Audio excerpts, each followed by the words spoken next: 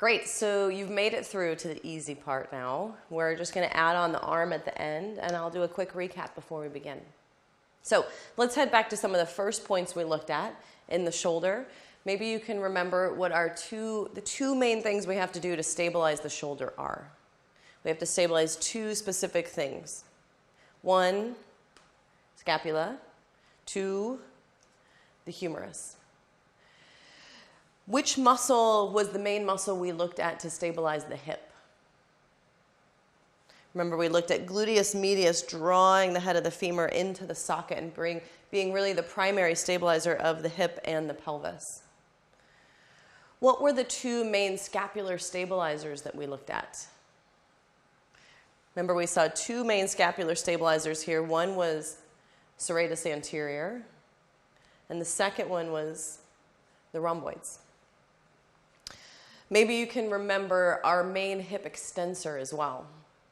Remember, on the back side of the hip, we have our primary hip extensor, which was gluteus maximus, and the antagonist to that, which was iliopsoas on the front.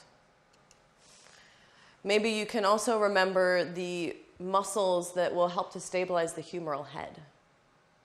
Remember, we talked about them as a group. We called it the rotator cuff. Subscap on the front. On the top, we have supraspinatus.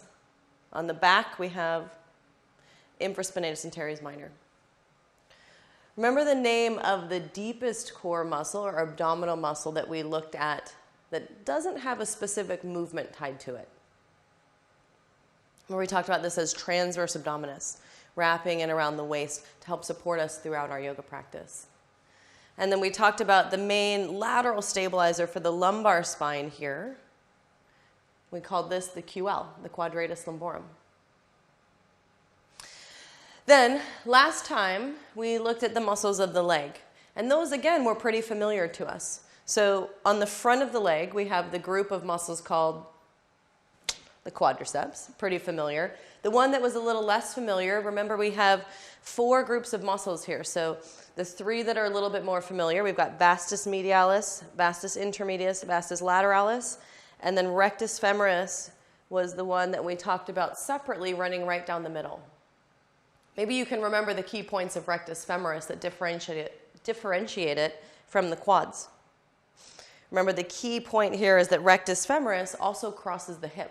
The rest of the quadriceps only cross the knee to become really powerful extensors, and rectus femoris crosses the hip. So it also has a secondary action of, remember, now we're on the front of the hip, flexing the hip, along with being a synergist to iliopsoas. One other one we talked about, TFL.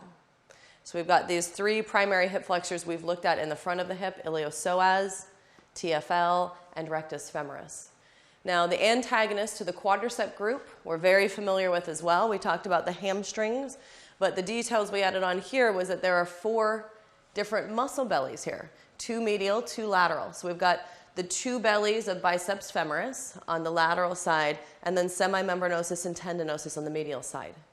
So in a yoga context, what's important about this is that in order to stretch all of the hamstrings here, we'll stretch more of the medial part of the hamstrings with the legs spread apart in things like Upavishta Konasana, and more of the outer hamstrings, the biceps femoris, with the legs more straight out in front of us or together.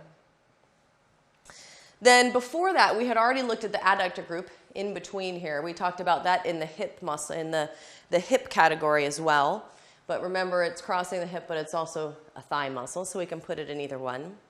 We talked about the gastrocnemius as the superficial calf muscle.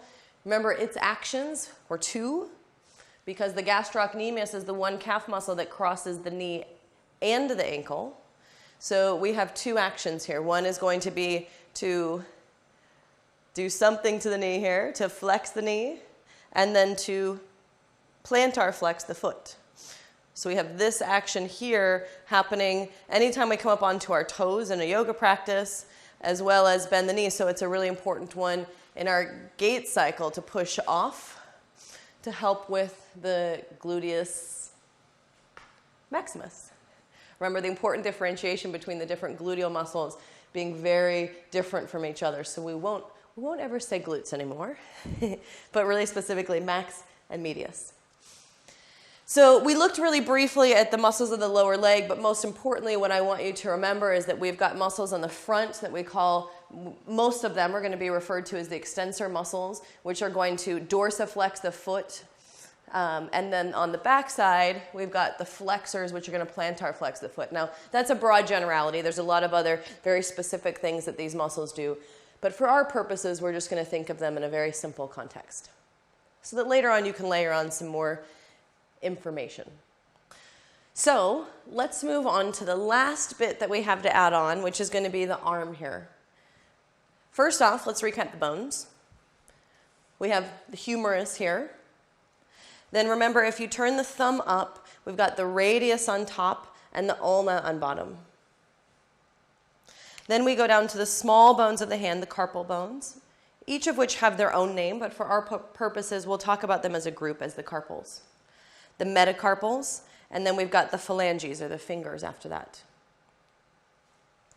So let's begin with the latissimus dorsi.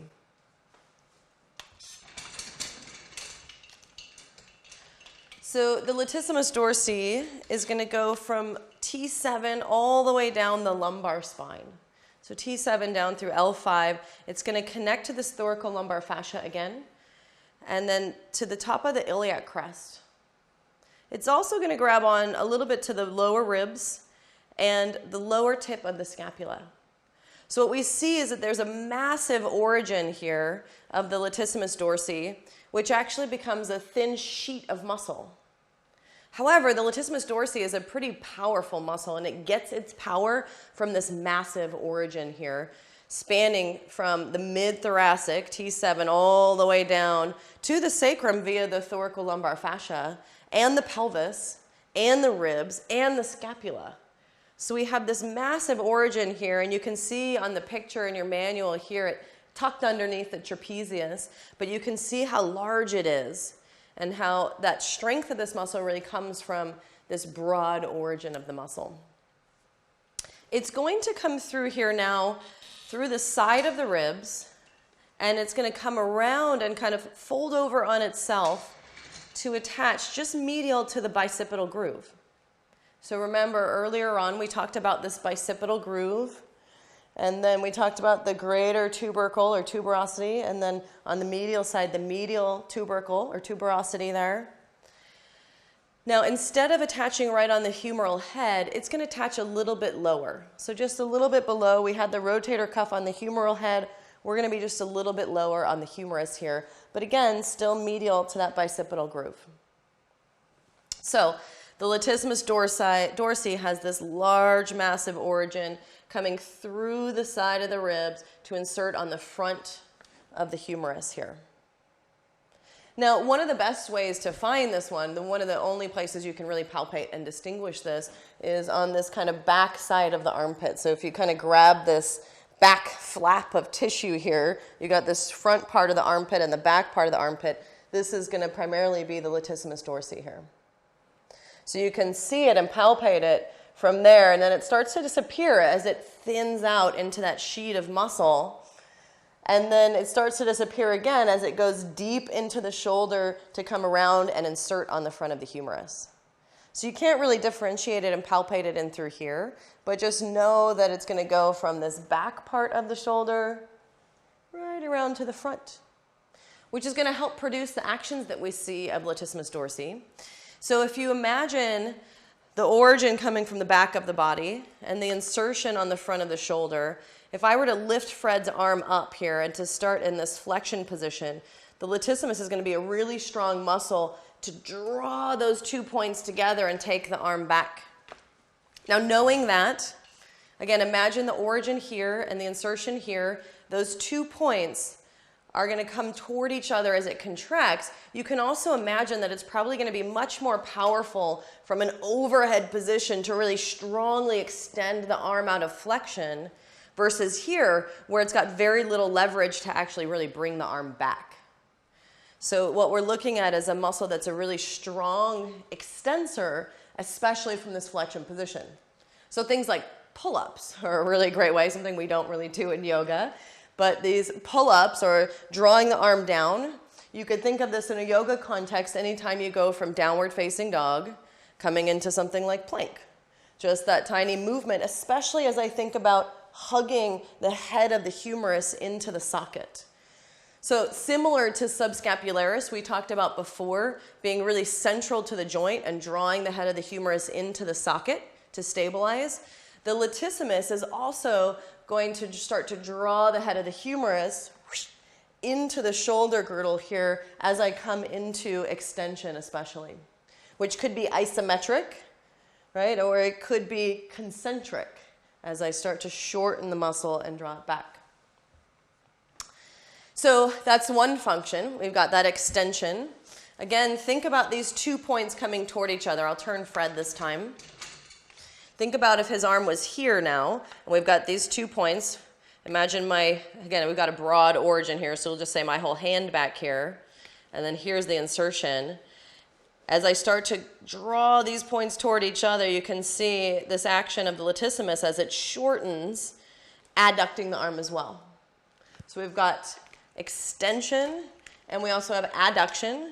And then because it comes onto the front of the humerus, it also has the capacity to internally rotate the shoulder. So one helpful way to remember this is to think about upward facing dog. We have all 3 of these actions. We've got extension, we're keeping the arms next to the sides, and there is a small degree of internal rotation. We tend to think about rolling this way, but my fingertips are turning forward. So though I'm broadening the chest, my shoulders, my humerus, have to turn internally to turn my fingertips forward. So there is a little bit of internal rotation compared to anatomical position here. So I have internal rotation, adduction, and extension. Now, the lats aren't really so active in this position because my arms are really close to my sides.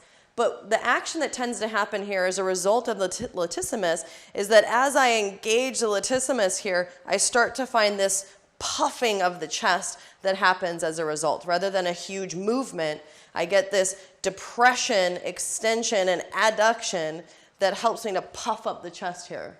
And that wonderful expression we see of upward facing dog, of people who really enjoy upward facing dog and can really come into it and open the chest here and feel that puffing, that lifting, that upward lifting rather than a sagging facing dog, the upward facing dog here. So one of the other important things to consider here, we talk about the latissimus a lot in regards to the shoulder, but it is a really powerful and broad muscle. So it can have a lot of other implications. It's the only muscle that connects the upper extremity to the pelvis, all the way to the spine and the pelvis here. So a really important coordinator of upper and lower body here, helping to connect and coordinate our movements. It also plays some role in rotation of the torso here as well. And really what we look at that's, I think, important to remember is that when the latissimus gets really tight, remember we have this internal rotation, adduction, and extension. We can see this a lot in bodybuilders especially, but there's this tendency toward this forward carriage of the shoulder as the lats internally rotate and start to draw the shoulder forward here. As a result, we see this kind of poor posturing that can happen. I'm not very good at displaying this, but you could imagine, especially with the bodybuilders or people who have really tight lats, that this forward carriage starts to happen here, which not only affects the shoulders, but also now affects my respiration because it changes how my rib cage sits. And now, remember we looked at the diaphragm and that position of exposing the diaphragm versus compressing and restricting the diaphragm. So we see some restriction in the respiratory function, but also in the abdominals too. Our posture is really important for so many things, not just the spine, but also the respiration and the abdominal organs as well. So the lats are a really important one posturally when they get really tight especially. And like any muscle, there's a healthy balance of strength and flexibility within them too. So when we look at this from a yoga perspective, there's a few different poses that we can look at here. So one of the probably the best ones to look at are some of the transitions. And the one we mentioned already is a really clear picture of this when I'm going from this full flexion and I'm extending the arm. So you can think of this as I come from downward facing dog in this full flexion to relatively extend the arm. So my lats are really what's taking my shoulder from here and hugging it into the socket and really drawing it in, so that clearly I could just come from down dog into plank and not have a lot of that. But as I think about drawing the shoulders into the sockets, the lats start to draw in to the shoulder to hold on to it. In fact, one of the analogies I like to use is kind of thinking about holding onto something with the back side of the armpit, like just a small pencil. There's this sense of kind of hugging in that happens here as I draw the humerus down and into the socket. And you can probably feel this on yourself if you were just to take your hand to the back side of the armpit where the lats are, and just put your finger there like in the crease of the armpit, and then think of holding onto it. There's this sense of drawing into the shoulder that turns on the lats that you can feel as I just think about drawing in. So analogies can be a really helpful way to consolidate anatomical and alignment information if you can come up with analogies that make sense to the demographic that you're teaching. But this kind of hugging in and drawing into the socket is a big part of what we look at with the Latissimus dorsi. So going from down dog to plank, upward facing dog, remember we talked about as the puffing of the chest, the latissimus helping to lift and puff up the chest, which we also see in reverse tabletop. So that ability to come into reverse tabletop and lift and puff up the chest, part of that is the latissimus drawing the head of the shoulder into the socket to create that puffing action here, in order to come up into reverse tabletop with that nice shoulder position there. So the latissimus is also one that tends to get tight, a really great one to work on stretching, especially for overhead athletes, which might also be yogis who love to do arm balances and handstands and things like that. And in anyone who has tight lats, which could be even just posturally. Sometimes these muscles can tighten up from sitting at a computer, just like the pecs do. So a really nice one posturally to work with as well. We tend to think when people have poor posture that we really want to focus a lot on the pecs, but the latissimus is a really important and significant part of that. So stretching the lats is a really helpful thing. One of my favorite ways, a really effective way to stretch the lats, is puppy pose. So with puppy pose, we're coming down and walking the elbows out in front of us here and placing the head on the floor. So that little different than some of the traditional variations where we have the hands spread apart a little bit more and the chest coming to the floor. So imagine, I'm going to take this off of the ground and show you what's happening. As I take my arms apart and stretch here, you can see most of what I'm stretching is the pecs, and we'll get to that soon. So as I take my arms into external rotation, remember the lats will internally rotate. So to stretch them, I want to externally rotate, bring my arms in here, and now I feel more of the stretch in the lats versus here in the chest. So another example of just slight variations or modifications on a pose that can target very different tissues, very different parts of the body. Not a right or a wrong thing. I think often it's helpful for you or your students to look for the things that feel more tight or restricted, and also that they can work with and relax into. So as we come into this, one thing we'll see when we add in the triceps later is that the triceps run right along the lats, and they often get adhered to each other. So as we bend the elbows, it adds in a little extra there to work on the complex of the triceps and the lats. However, I could also just do it with my arms straight. And I could also make it really accessible and do it on some sort of tabletop or counter for those who can't quite get into puppy pose. But puppy pose is a great one. Now think about also any time I'm side bending with my arm overhead. Again, consider the rotational aspect of the lats. And in fact, you might even just visualize yourself coming into one. I think probably the most familiar one to most of us is reverse warrior. So as I come into reverse warrior, many of us start to feel this in the outer part of the shoulder. You might feel it more in the ribs or the side of the waist. But if I simply remember that the lats are an internal rotator, all I have to do is externally rotate my arm. Now, it's a little tricky when we get into these positions to consider rotation. Remember, internal's this way, external's this way. So as I bring my arm up overhead, what that means is to externally rotate, I'm turning my pinky toward the ground. So that little cue that we use often about pinky toward the ground is also helping to target the latissimus dorsi here.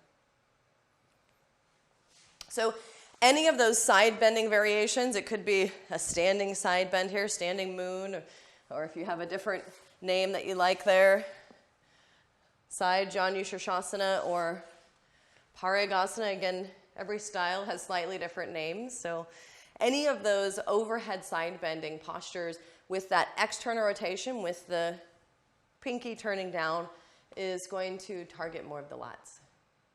So like the rest of the arm muscles, a lot of the variations in the poses won't be so much dependent on the poses themselves as much as the arm variations. So a really helpful one to consider, we know how important the posture is on the organs, on the abdominal and respiratory organs here. So a really helpful one to remember, especially as it comes to posture. One other thing to note with the latissimus is we have one other small muscle that will assist it that we'll mention just briefly.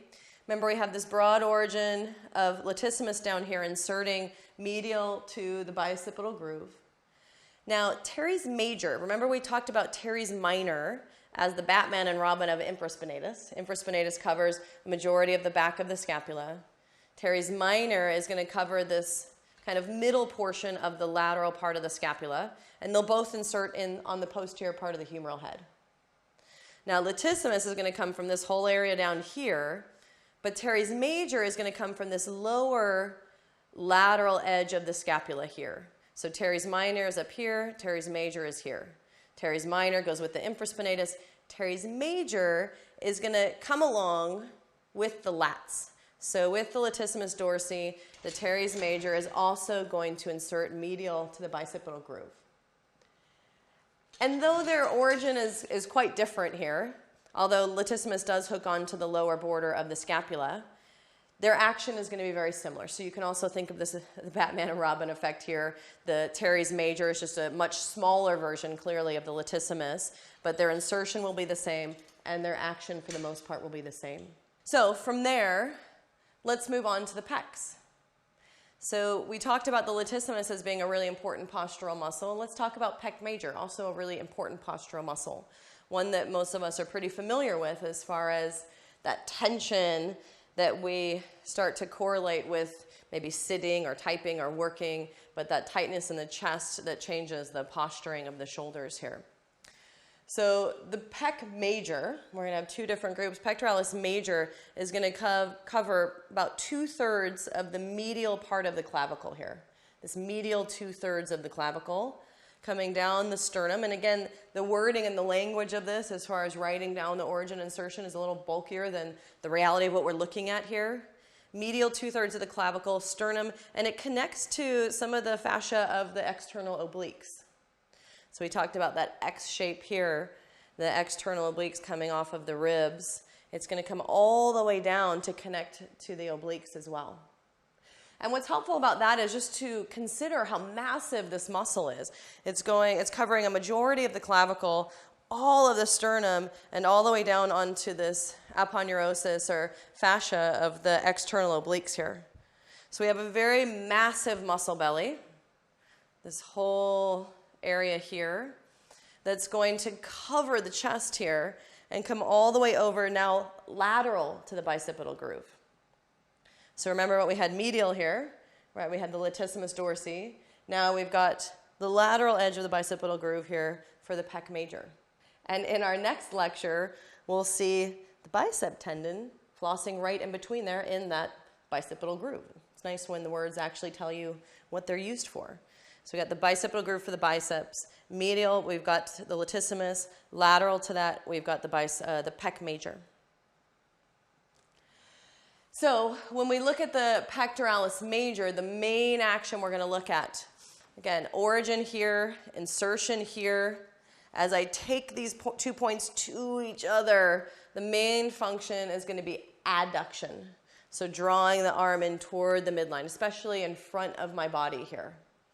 So I look at this, we could call it horizontal adduction, some books will call it, or we could just say adduction in front of the body.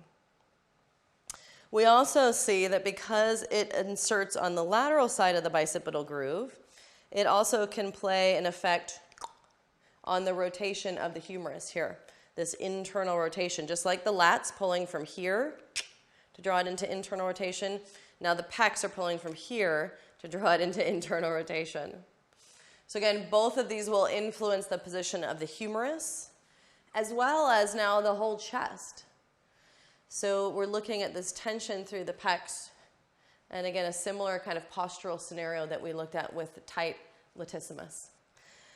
So the pectoralis major is going to be a really important muscle. We kind of tend to think of this in negative connotations. We tend to think of pecs and we think of tension and this poor posture. But the pecs, the pec major and minor to some extent, which we'll look at next, are going to be important for stabilizing the front of the shoulder. So really any time we have the arms in front of us weight bearing and things like chaturanga, traditional push-ups, plank pose, the pecs are going to be active to help support the front of the shoulder, which is really important. You can imagine if you went into something like chaturanga and you start lowering all your body weight down into it and the pecs weren't doing anything, you'd really have a very little support of the shoulder if all you were relying on were the rotator cuff and the scapular stabilizers here. Because remember, these work together as a community. This is going to be part of that superficial muscle group, though, so it's going to be a prime mover. So you can think of this like in the gym, you know, the bench presses and all of the things that work the pecs here, push-ups, right? This is a pretty massive muscle that really creates large movements, strong movements, in conjunction with the articulation of the smaller muscles that help to stabilize the shoulder we looked at before, the rotator cuff and the scapular stabilizers. So really important anytime we're bearing weight on the arms. When we think about stretching this one, so what we've got here with the pecs is we have a very large muscle. We've got some coming from the clavicle here and some coming from the sternum. So we talk about this as adduction being the primary function of it. But if I look at this, the clavicular fibers of the muscle here, I can also consider that there's clearly going to be some accessory functions. So if I draw this point and this point toward each other, can you see how it would also assist in flexion of the arm? And really, anytime we have a massive muscle like this, there's usually several different motions that it will assist with or help out with. We're mentioning that the main action here is adduction, internal rotation, but also flexion here. So in order to stretch it, we can abduct. This is the common way we think of stretching the pecs here. Flip his shoulder around there. This way here. So not necessarily a traditional yoga pose, but when we lie on our stomach and roll over to the side to stretch through the pecs here. Really in a yoga scenario, we could think of this as cactus arms, drawing the arms back. And really, potentially, anytime we have the arms out to the sides where we're retracting the scapula, his doesn't really move here, but as I retract the scapula, remember I'm drawing the whole shoulder girdle back. So that retraction of the scapula can be a really great way to stretch the chest. So think back to when we looked at the rhomboids. Remember, the rhomboids retract the scapula, and think about the poses that retract the scapula here. Remember, we talked about Dhanurasana, Ustrasana, all of those poses, dancer's pose, all of those poses that retract the scapula are also potentially going to be stretching the chest. So now we start to kind of put them all together as we have several muscles, several different parts of the body as well that we've looked at, and we can kind of coordinate and overlap them. So remember, when with pec major, we want to remember this is an important postural muscle. It's a large, massive muscle, so it's a very powerful, superficial muscle that can do several different motions. Adduction, flexion, internal rotation, an important anterior stabilizer of the shoulder, so any weight bearing with the arms in front of us, and then anytime stretching, anytime we retract the scapula or draw the arm back. So again, really more related to the arm position within the yoga postures themselves. Such a massive pec major muscle here, and we have several different articulations. In order to stretch it, there's several different ways we can look at this. So we talked already about arms out to the sides and this traditional stretching of the pecs here, maybe rolling onto the side to stretch more of this angling, the sternal fibers of the pec major. We can also take the arms up overhead, and when people have really tight pecs, especially in the lower portion, this, he's got a screw in the way, this overhead motion is also going to stretch now these lower muscle fibers. So again, imagine here's the origin and insertion. As I take the arm up, I'm stretching them away from each other. Here, imagine this one. As I take the arm over, I'm stretching this middle portion. Now imagine the upper portion on the clavicle. I'm going to take the arm down and back to stretch that. So I have several different ways to stretch the pecs, and depending on what part of the pecs is most tight, different people will feel it in different scenarios. So the traditional one we think of as arms out to the sides, either bent or straight, maybe rolling over, or cactus arms, Dhanurasana, dancers, all of these variations. But also potentially taking the arms up overhead. A lot of people have trouble even taking the arms up here, and there's two main reasons for that. One of that is going to be the pecs, tightness in the lower part of the pecs here. The other could potentially be the lats, not letting us take the arm up overhead here. So we've got stretching out to the sides, stretching the pecs up overhead. We can also stretch the pecs, really the clavicular portion of the pecs, as we take the arms back behind us, which might be clasping hands, if you're so inclined. It might be grabbing a strap. It might even be grabbing opposite elbows or forearms here. But drawing this insertion point here away from the origin to create some stretch through this upper portion of the pecs here. So several different ways to stretch the pec major because it is such a large muscle. So let's look at pec minor next. Pec minor is going to go from this fancy little bony prominence we talked about before, the coracoid process. Remember, the coracoid process is part of the scapula. So we've got this little bony projection off of the front of the scapula, which you can see a little better from the side. This coracoid process here. And it's going to attach to the ribs, usually about ribs 3 to 5 here. So we've got a few different rib attachments here from the coracoid process to the ribs, which means it can also be an assistant respiratory muscle, which we're not going to talk too much about, but it can assist in labored breathing or in forced breathing or in inefficient breathing patterns in general. But when we look at pec minor, what we're looking at here is a muscle that goes from the scapula to the ribs. So think about this. Here's the origin. Here's the insertion. You can imagine this isn't a big movement producing muscle because I can see it doesn't have far to go. So most of what this muscle is doing is helping to stabilize the front of the shoulder. Remember, the scapula is the foundation of the shoulder here, of the glenohumeral joint, because otherwise, if the scapula is not stable, the humerus is just floating out there in space. So this is a really important part with the scapular stabilizers to help stabilize the shoulder. I'm holding onto the front of the scapula now and stabilizing the front of the shoulder. So similar to pec major, anytime I'm weight bearing, really anytime, but especially with the arms in front of me, chaturanga, plank, this pec minor is going to be really important for stabilizing the shoulder. Now there's pros and cons to that. So think about this muscle. It's not going to be a big movement producing muscle. It's more of a stabilizing muscle here.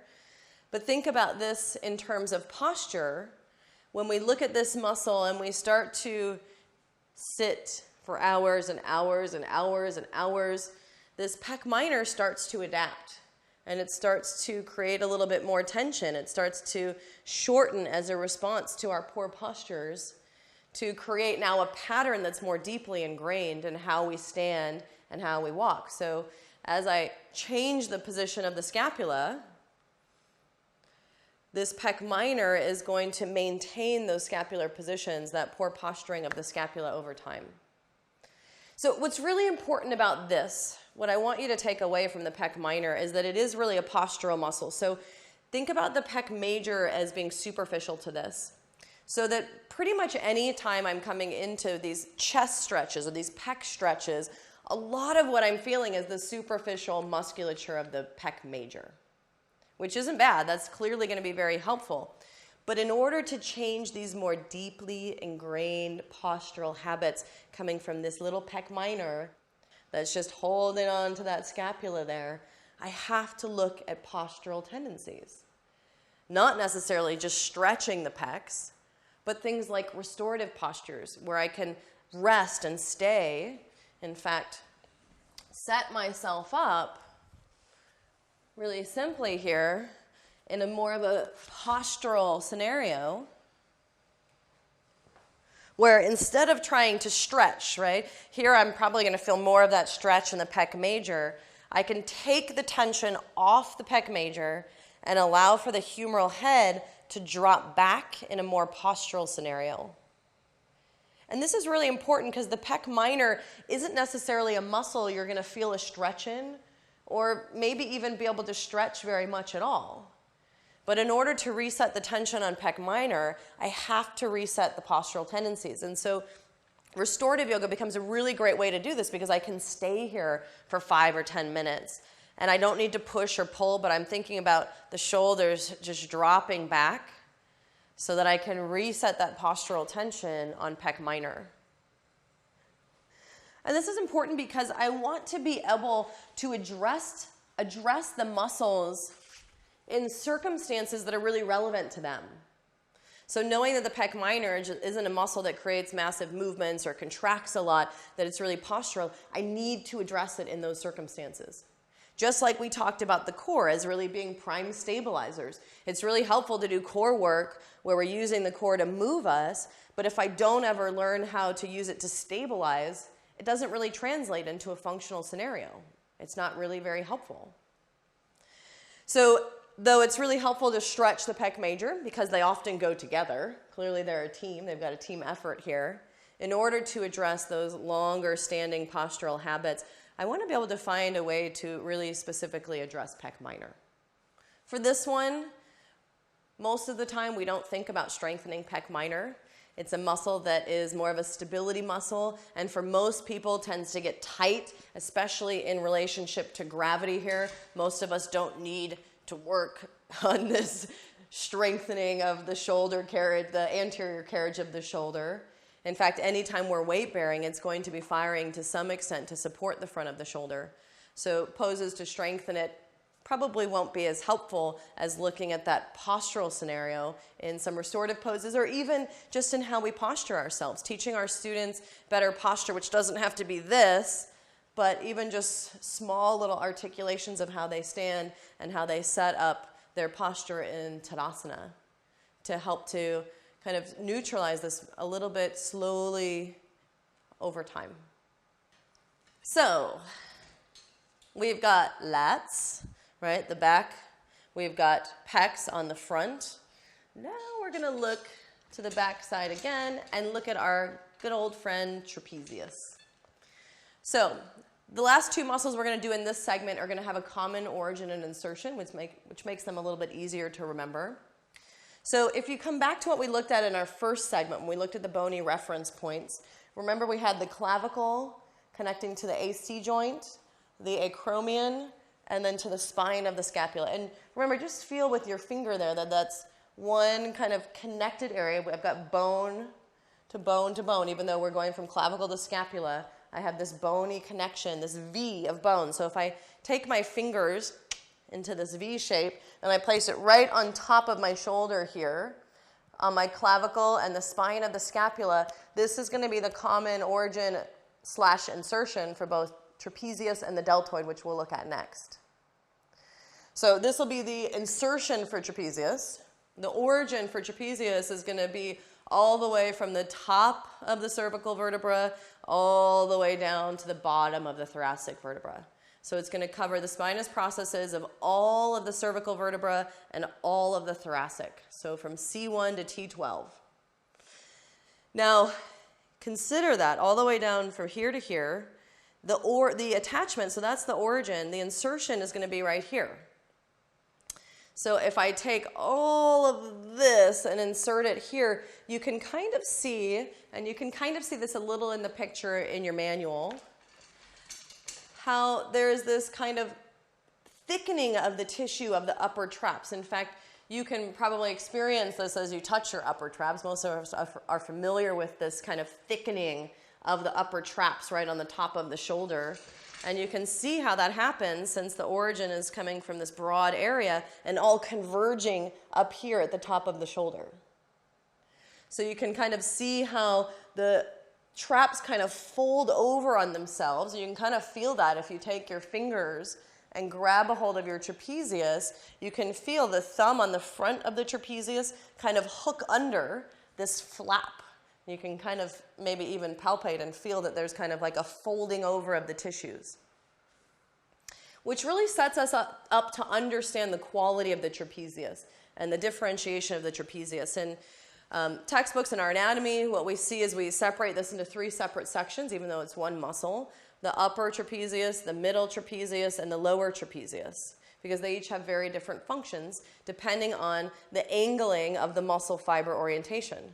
So we've got upper traps here, we've got middle traps going in this direction, and we've got lower traps going in this direction. So we have this triangular muscle here, but we also have a natural thickening in this upper portion of the trapezius, which means that it will probably never be a completely balanced muscle as far as the tone of the upper trapezius versus the lower trapezius. And these are the things we have to look at as the obstacles, but also pros and cons.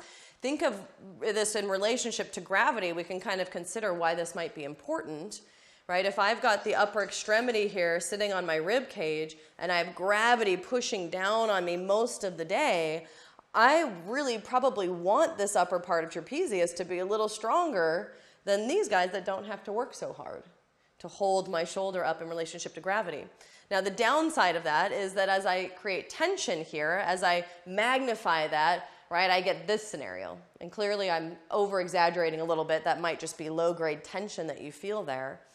But that tendency toward tension in the upper traps and weakness in the lower traps to create this imbalance is a really common scenario. In fact, that may never change completely, but what we can do is work on a little bit more balance here to create a more healthy relationship between the two ends of this muscle. So we have upper traps, which are going to, again, originate from the cervical spine and come down to this attachment. If you imagine drawing those 2 points toward each other, Fred's scapula doesn't move, but if he was able to move there, you can imagine that this would elevate the shoulder or the shoulder blade, the scapula. So we've got elevation of the scapula or the shoulder there. Now the opposite here, in the lower traps, again, if you imagine this point and this point coming toward each other, I'm going to have depression of the scapula, or this cue of drawing the shoulder blades down or the shoulders away from the ears that we hear so much in yoga. Now if I look at the middle traps going in this orientation, and I draw this point and this point toward each other, I see a similar effect to a muscle we already looked at. Right? We've got this retraction of the scapula, just like the rhomboids here running between the scapula and the spine. So we've got elevation with the upper traps, depression with the lower traps, and retraction with the middle traps. So we have a very large muscle belly, very strong in one part, relatively weaker in another part, and several different movements that we can create with the shoulder blades here with just one muscle. So when we look at this in the yoga context, it's really, again, going to depend on mostly what we do with the arms. So with the upper traps, knowing that our tendency is to be really tight here, it's very difficult to be weak in the upper traps because they are, to some extent, holding our arm up, our shoulder up, in relationship to gravity all day long. So not an area we need to typically need to strengthen, though some people might work on strengthening their upper traps. When we look at this, most of what we're looking at here is creating some stretching and release for the traps. So for the upper traps, a lot of what we're looking at in a yoga scenario are simple things to find some release for the traps, which might be cueing people to soften the upper traps, cueing them to drop the shoulders, or it might be actual stretches, maybe taking the arm behind the back and dropping the head, or maybe just dropping the head. Maybe it's even within postures here, extended side angle, or triangle, if they're comfortable, where we could even target some of that as well. Or it might be simply seated at the beginning or end of class. So it's really going to have to do more with the cues that we give and the arm position. Middle traps, just like the rhomboids, we're not going to be able to separate these guys from the rhomboids. So the same will be true as to what we looked at with the rhomboids. To strengthen them, all of these retraction, the active retraction we do in things like Ustrasana or camel pose, Dhanurasana or bow pose, and any other time that we're actively retracting, maybe cactus arms here. And then stretching them anytime we're protracting. So Garudasana was the one we looked at, especially for that stretching for the rhomboids and now the middle traps. Now the lower traps, similar to the upper traps, have a very similar tendency that's the opposite of trapezius, the upper trapezius, and that is to be weak. Right? Most people don't have tension in their lower traps, though, again, anything could happen. We're human beings, and that's the beauty of being these living, breathing beings, is that there are many different things that can happen. But the tendency of the lower traps is really to become weak. So what we're looking at is postures that can actively draw the scapula down. So Shalabhasana, locust pose, can be a really great way to do that, as well as cobra. Bhujangasana. So when we come up into cobra pose here, the important thing is that I'm drawing the scapula down the back here as I do it to help create that awareness in the lower traps. And in Shalabhasana, same thing. I'm drawing the scapula back and down as my primary focal point here to help strengthen the lower traps, drawing the shoulders away from the ears. Now, when we look at this, another side point to mention that's really helpful is that because these upper traps tend to become hypertonic and the lower or tight, and the lower traps tend to become weak, what we tend to see is any time I vigorously contract a muscle, those tight muscles start to come on board. So when I'm doing this, if I tend to think about shoulder blades down a lot, and you might even try this out yourself, as I really vigorously depress the shoulder blades or draw them down the back, you'll probably start to feel the upper traps start to kick in a little bit too. So what's key in this, in my opinion, in my experience, is really looking for that finesse. How do I find that depression of the scapula without vigorously contracting and engaging the upper trapezius as well? So that I'm trying to shift that balance. What that also means is that for many people who come into a yoga practice, like for people who are comfortable, they come into a yoga practice and there's not a lot of lifting of the scapula. So thinking about drawing the scapula down even more from there may or may not be helpful, especially if it's putting more tension now into the traps as they really vigorously activate that. However, for people who are newer to a practice who do this, clearly it can be a really helpful cue to get the shoulder blades to come down. And this is the beauty of teaching yoga. We get to pick and choose cues that can be helpful for different demographics that we teach or for different people that we work with to be able to finesse and help different bodies. So one last thing that's really helpful to think about when we look at the trapezius, and this is kind of like this is your extra credit information. There is another movement associated with the traps here, especially the upper traps. The upper traps not only elevate the scapula, but they have a really important function of upwardly rotating. And I mentioned this really briefly when we talked about the movements of the scapula. Remember, I mentioned the glenoid fossa, that little cup that the humerus sits in. And I remember I said that as it holds onto the contents of that cup, it's going to be upwardly rotating. And as it downwardly rotates, it's going to spill out the contents. So again, his scapula doesn't move, but you can imagine upwardly rotating going this way and downwardly rotating going this way. So the cup of the glenoid fossa turns up in upward rotation, and the cup of the glenoid fossa turns down in downward rotation. Now, this is really important to consider because whenever I lift my arm here, unlike Fred, he's not a good example for this, anytime I lift my arm up overhead, and you can actually see this on him, I have to move my scapula as well. Do you see how, his moves around a lot, do you see how if his arm was in the socket here, I'm going to hit bone at some point, and I have to be able to let the scapula move to take the arm up. So if you take your arm, we looked at this briefly earlier, but we'll do it again briefly so you can just be really clear.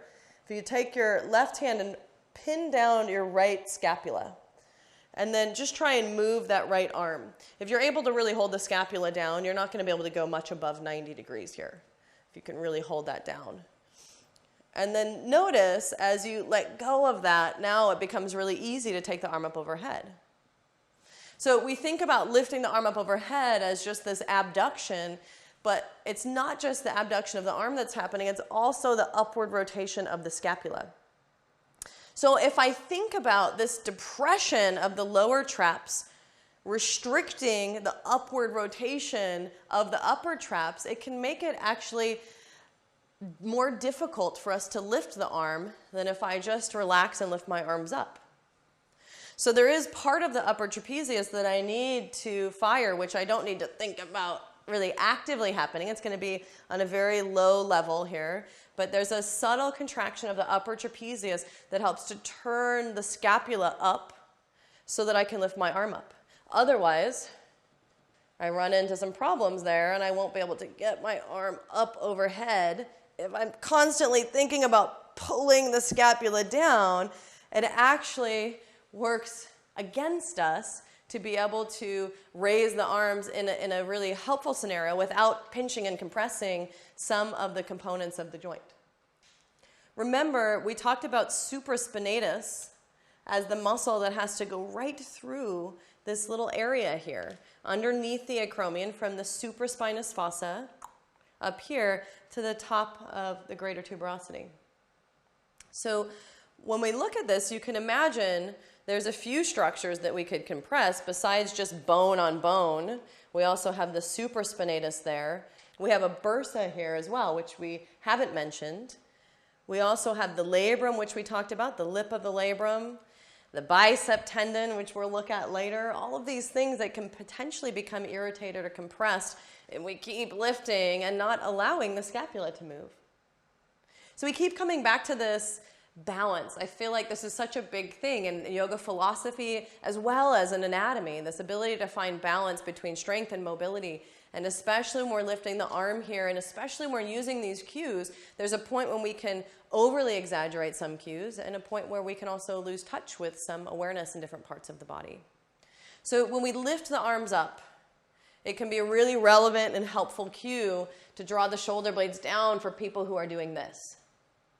However, for people who are coming up naturally, normally, if I really try and exaggerate that depression of the shoulder blades, really pushing down, it can potentially restrict the movement of the shoulders and the arms there and potentially irritate some of those structures there. So I want to find a balance. Knowing who you're talking to, knowing what demographic you're working with, knowing that there's no one perfect cue for a whole group of people in any scenario because everyone's body will be different.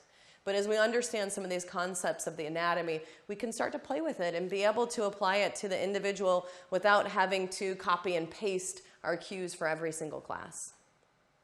So you can tell what's helpful for one person might not be helpful for another. And understanding the simple concept of the traps can be really helpful for understanding the movement of the shoulder. So last in this segment, we're going to look at the deltoid. And we're going to pick up where we left off. So trapezius went all through cervical and thoracic spinous processes.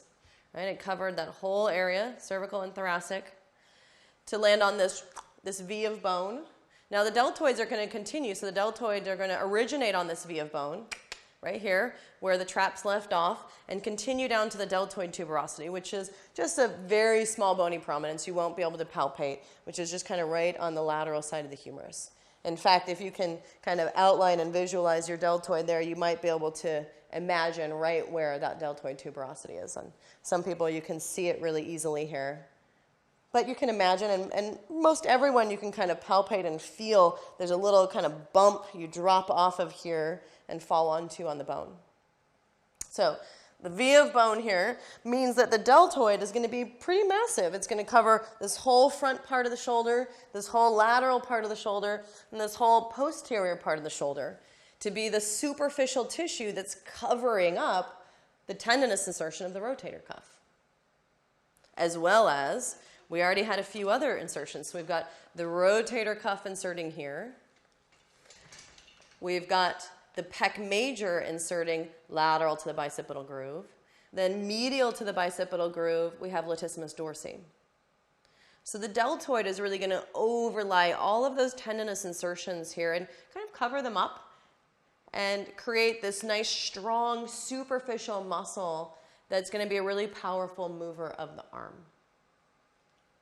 So if we look at the deltoid, similar to the trapezius, we're going to have 3 different muscle fiber orientations. One is going to be the front of the deltoid. The other is going to be the side of the deltoid, the lateral side. And then the posterior, the back part of the deltoid. So we'll start with the front. Imagine this origin here up on the clavicle coming down to the deltoid tuberosity. As they come toward each other, it's going to take the arm into flexion.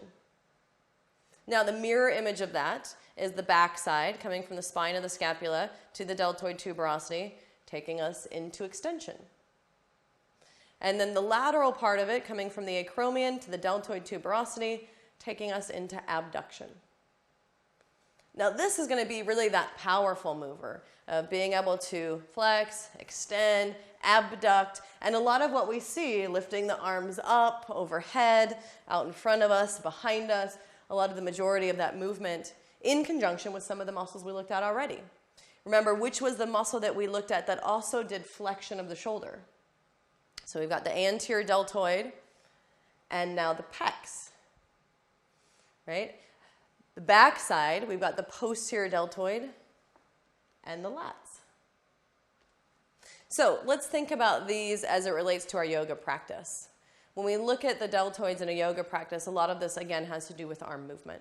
So anytime I'm lifting my arms up in front of me, you can imagine which part of the deltoids are going to be active.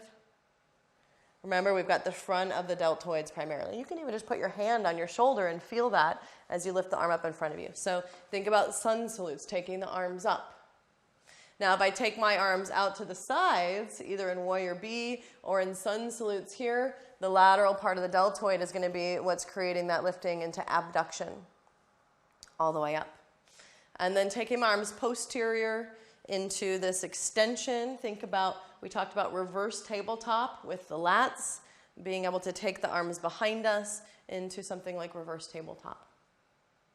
Now to stretch them, I just have to flip that with the anterior and posterior delt. So as I come into reverse tabletop, I'll be shortening the posterior delt and lengthening the anterior delt.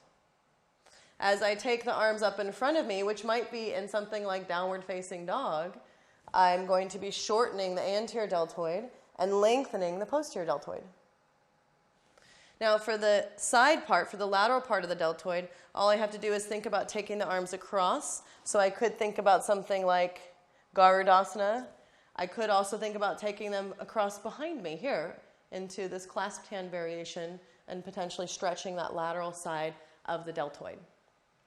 So again, a lot of this really has to do with the arm positions in particular, how I move and interrelate the arms. And the deltoid is going to be one of those superficial, massive, strong muscles that's going to be a prime mover to overlay the tendinous insertion of these stabilizers of the rotator cuff that have very small movements and allow us to stabilize and articulate the shoulder.